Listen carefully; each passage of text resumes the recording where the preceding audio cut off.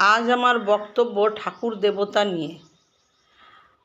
আজকাল social media খুললেই মা মনসা দেবী, মা কৃষ্ণকালী, বড় মা, তোমার ভোলে বাবা, এদের নিয়ে যা ছেলে খেলা চলছে, মানুষ ভাবে আমি দুষ্কর্ম করে গিয়েও তাদের চরণে যা চাইব তাই পাবো, আমার কোনো কর্ম করতে হবে না।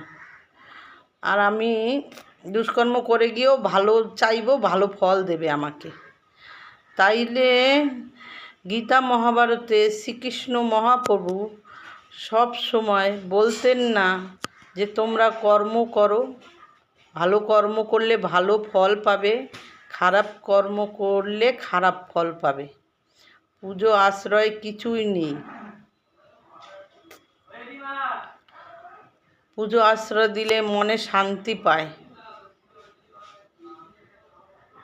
কর্ম করে যাও আর আমাকে ডেকে যাও। শ্রীকৃষ্ণ মহাপ্রভুর এই বক্তব্য কেউ মনে হয় মানে না। সবাই ঠাকুর দেবতা, মা কালী, কৃষ্ণকালী, বড় মা সবার পেছনে পড়ে রয়েছে। এটা হাস্যকর ব্যাপার। এটাই আমার বক্তব্য ছিল।